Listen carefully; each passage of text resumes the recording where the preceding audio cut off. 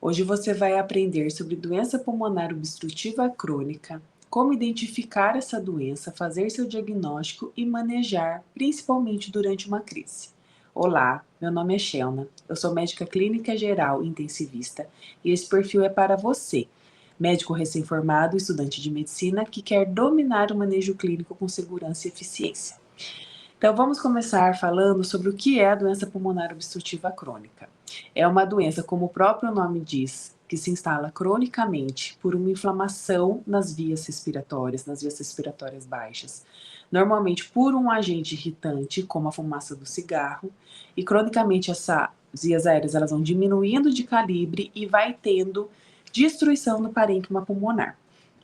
Tecnicamente, hoje a gente não divide mais um conceito entre paciente com enfisema pulmonar e paciente com bronquite crônica, né, o paciente enfisematoso e o paciente bronquítico, porque se sabe que todos os pacientes estão sujeitos a ter esses dois padrões e isso tudo se reuniu hoje na síndrome que chama na doença pulmonar obstrutiva crônica, o DPOC. Então, para começar, vamos entender quais são os pacientes que têm fatores de risco a desenvolver a doença pulmonar obstrutiva crônica. Então, são aqueles pacientes que estão expostos ao tabagismo, seja ele ativo ou passivo. Lembrando que hoje o tabagismo ativo a gente considera o cigarro industrializado, os paieiros ou os cigarros de palha, né, que o pessoal também costuma fumar às vezes em zonas rurais mais afastadas. E não se esqueçam do vape. O vape hoje é um grande fator de risco para desenvolver DPOC e doenças pulmonares, porque contém também os agentes tóxicos. O tabagismo passivo a gente tem que investigar, às vezes os pacientes não relatam, mas a gente tem que questionar ativamente se convive, se mora junto na mesma casa de pessoas que fumam ativamente. Sempre questionar a exposição a fogão a lenha, mesmo que a pessoa não more em zona mais propícia a ter esse tipo de fogão, porque às vezes foi uma exposição na juventude, uma outra época da vida, mas foi suficiente para fazer lesão pulmonar, principalmente os fogões de lenha que ficam dentro de casa e não numa área externa.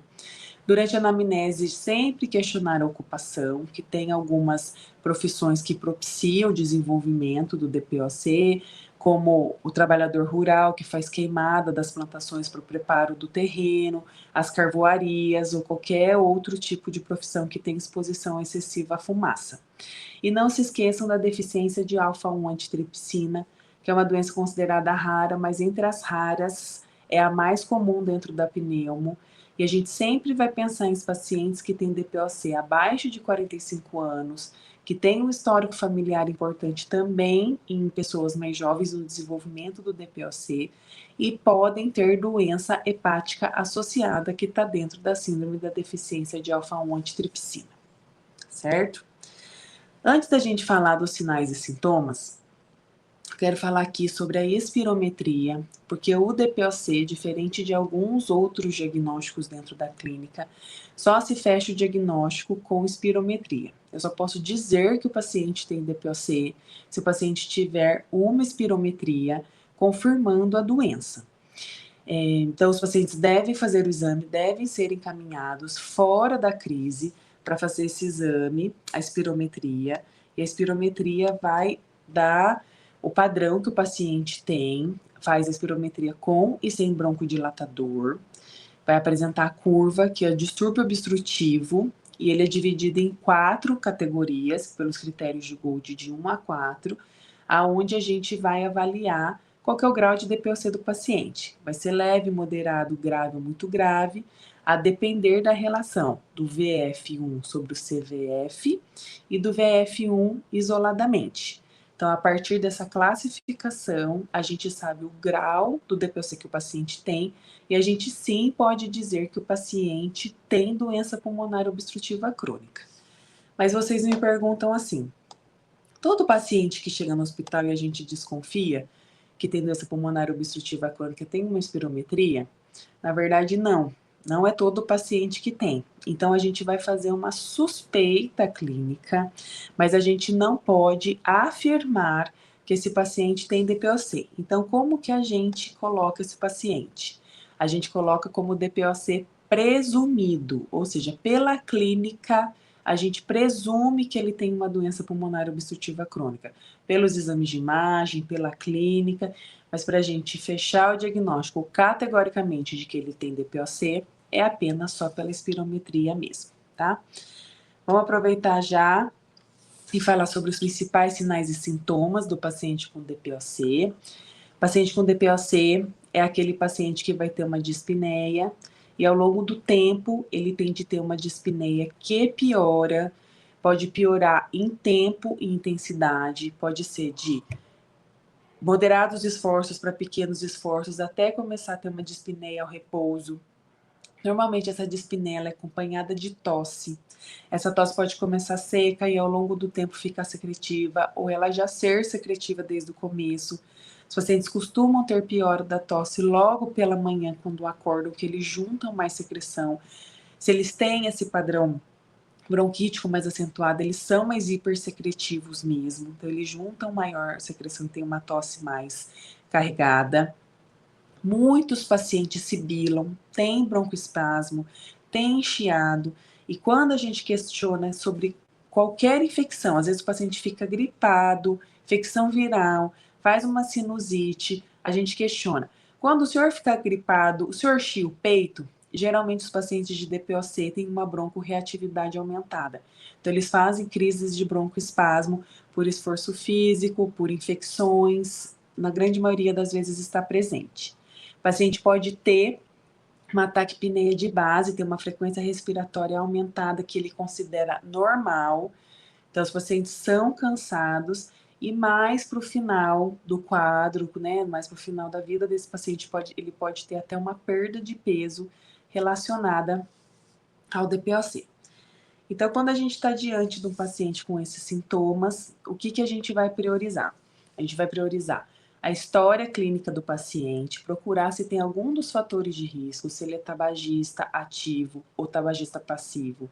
Se ele for tabagista, a gente tem que saber exatamente se ele está fumando ainda, ou se ele afirma que ele parou, quando que ele parou.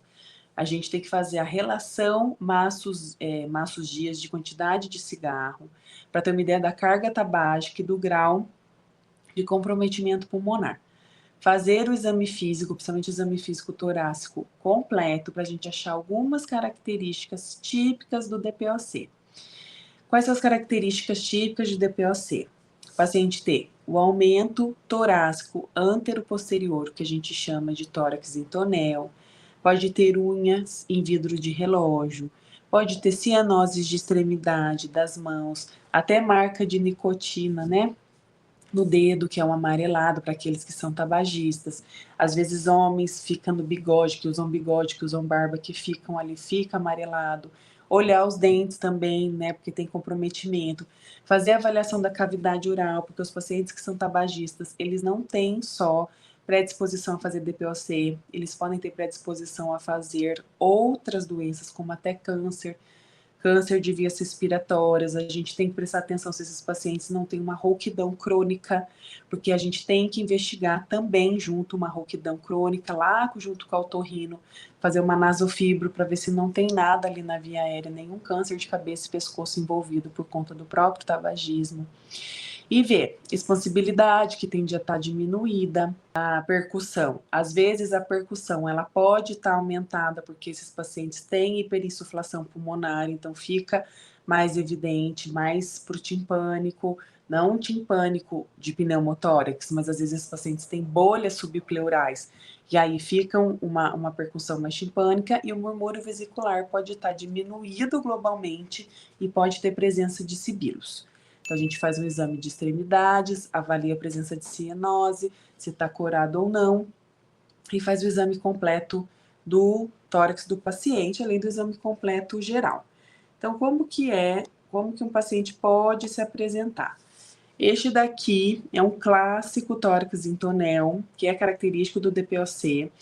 Vejam que o aumento ele é antero-posterior. Então, o exame físico do paciente tem que ser feito com a inspeção na lateral do paciente, para a gente ver o aumento desse diâmetro por conta da hiperinsuflação.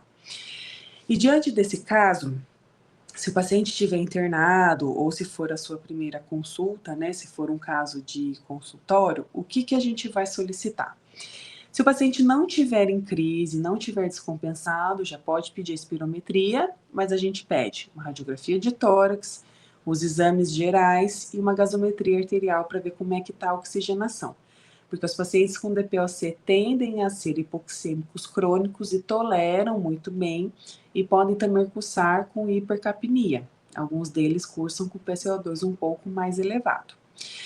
No exame simples de radiografia, que a gente pode pedir no consultório com o paciente internado, quais são os achados mais típicos que esse paciente com DPOC pode apresentar? São alguns. O aumento do espaço intercostal e a hiperinsuflação pulmonar, ou seja, o espaço entre uma costela e outra está maior do que o esperado e o pulmão aparecem mais costelas do que o normal. Costuma aparecer 11 a 12 costelas se o paciente inspira adequadamente, dando já o dado de que ele está com hiperinsuflação pulmonar. Outra característica, esse raio-x não tem, mas a maioria dos pacientes apresentam, é a retificação dos diafragmas, exatamente por conta da hiperinsuflação pulmonar. Os diafragmas, eles perdem a cúpula e ficam retificados ali na base.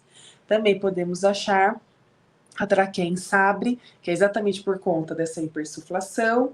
O tórax tende a ficar um pouco mais cheio de ar, né, literalmente, porque o paciente começa a ter dificuldade de colocar o ar para fora por conta da doença lá dos brônquios, ou porque faz muitas bolhas subpleurais pela destruição do parênquima pulmonar, fica com a traqueia em sabre, que é uma traqueia que ela fica mais verticalizada. Então, esses são 4 possíveis achados de um raio-x, uma radiografia de tórax em PA que a gente pode avaliar. Na radiografia de tórax de perfil, o que dá para a gente avaliar é o aumento antero-posterior do tórax, uma cifose mais acentuada, que também fala a favor de hiperinsuflação pulmonar. Então, com isso, se o paciente não tiver uma espirometria, a gente começa a construir uma hipótese diagnóstica de um DPOC presumido e vai poder partir para pelos possíveis tratamentos e pelos possíveis manejos. E qual que é um dos manejos mais importantes no DPOC? A grande medicação do DPOC é o broncodilatador inalatório de ação prolongada. É isso que melhora clinicamente o paciente, de medicação. Logicamente, se o paciente tem histórico de tabagismo, está fumando ativamente, a gente vai fazer o aconselhamento para cessar o tabagismo. Existem programas em alguns municípios, dentro do CAPES, inclusive, que faz esse trabalho anti-tabagismo, então ele pode ser encaminhado para acompanhamento psicológico, psiquiátrico, para tomar medicação, para conseguir parar de fumar. E a gente também aconselha, se não for só o tabagismo, se for outra causa, ocupacional ou tabagismo passivo, a gente tem que fazer o aconselhamento de parar a exposição. Mas de medicação, a grande medicação é o broncodilatador inalatório e a gente encaminha o paciente para reabilitação cardiopulmonar para ele ganhar um pouco mais de fôlego, dizendo assim, né, para ele conseguir realmente reabilitar e melhorar da dispneia, tendo condição, certo?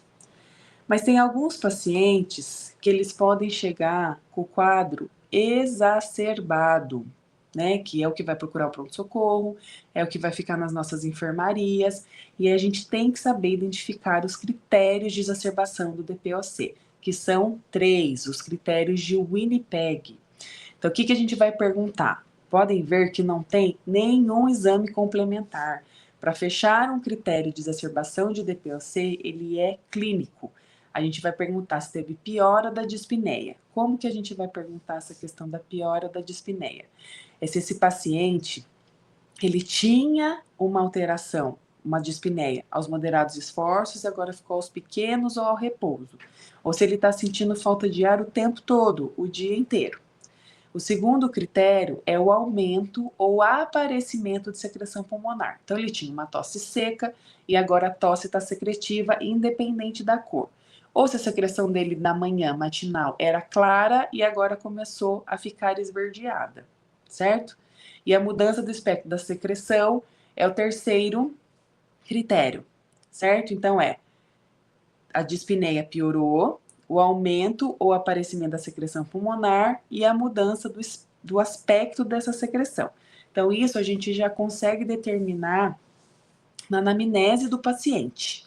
Então, não precisa de nenhum exame complementar para eu saber se esse paciente está exacerbado ou não do DPOC. Então, é um paciente que vem com histórico de tabagismo ou de alguma exposição, às vezes sabidamente já tem DPOC, e começa a reclamar de dispneia, de sibilância, piora da tosse com secreção, ou se essa secreção que era clara começou a ficar amarelada ou esverdeada.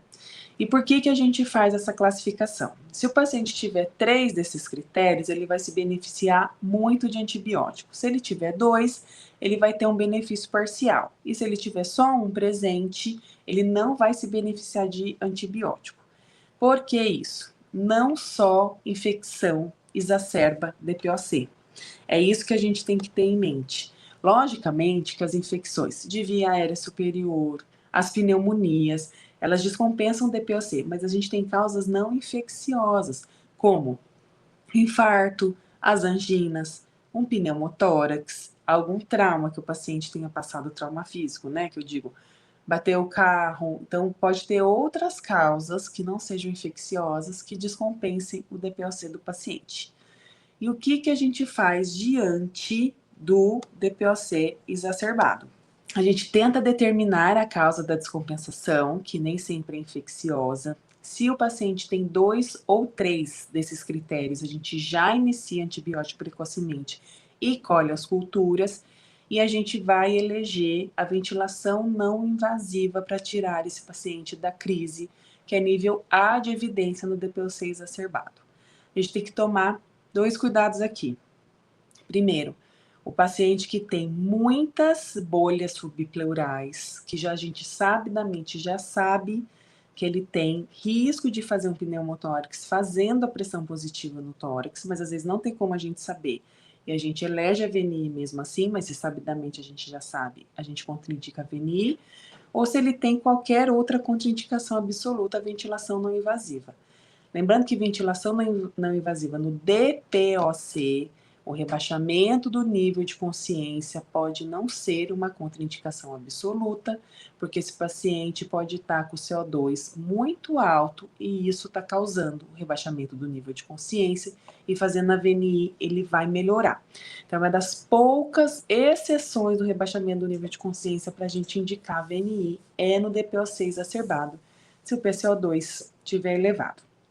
Junto com a VNI, a gente associa um broncodilatador de curta duração, geralmente salbutamol, e faz um corticoide sistêmico, e pode começar a colher os exames, como uma gasometria, ver parâmetros de melhora, mas de medicação basicamente é o broncodilatador de curta duração, corticoide sistêmico e ventilação não invasiva.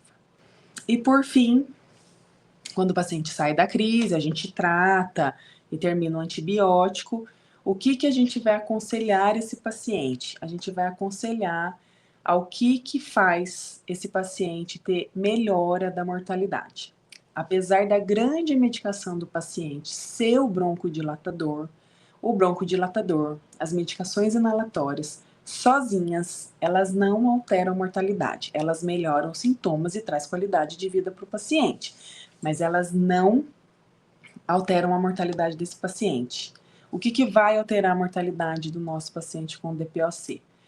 A cessação do tabagismo, com certeza, não só do tabagismo, como se ele tiver outras exposições, como fogão a lenha, como os ocupacionais, mas sobretudo o tabagismo. Então, esse paciente tem que fazer um tratamento sério para cessar o tabagismo, seja ele ativo ou passivo. E se ele tiver indicação, o uso do oxigênio suplementar domiciliar, que a gente tem alguns critérios para indicar. Então, quando o paciente estiver melhor, fora da crise, assim como a gente faz também espirometria fora da crise, a gente deve fazer uma gasometria arterial sem oxigênio nesse paciente, para saber se ele tem critérios que indiquem o O2 domiciliar. E quais são? Os critérios absolutos são o PO2 menor que 55 ou a saturação menor que 88. Esses são critérios absolutos, já indicam o O2 domiciliar. Ou, se ele tiver um PCO2 entre 56 e 59 ou uma saturação abaixo de 89%, associado a policitemia secundária, com hematócrito acima de 55%, sinais de sobrecarga de ventrículo direito, hipertensão pulmonar e corpo monale. Então, se ele tiver algum desses critérios, a gente indica oxigênio domiciliar e isso altera a mortalidade do nosso paciente. Espero que vocês tenham gostado dessa aula sobre TPOC. Se tiverem alguma dúvida, quiserem perguntar alguma coisa, deixem aqui nos comentários que eu respondo e a gente pode continuar essa discussão. Se vocês quiserem discutir um pouco mais sobre indicação de oxigênio domiciliar, como a gente usa, ou qualquer outro tema que eu falei aqui, podem deixar aqui, tá bom? Compartilhe com seus colegas que podem se beneficiar desses conteúdos e deixem aqui os comentários. Obrigada!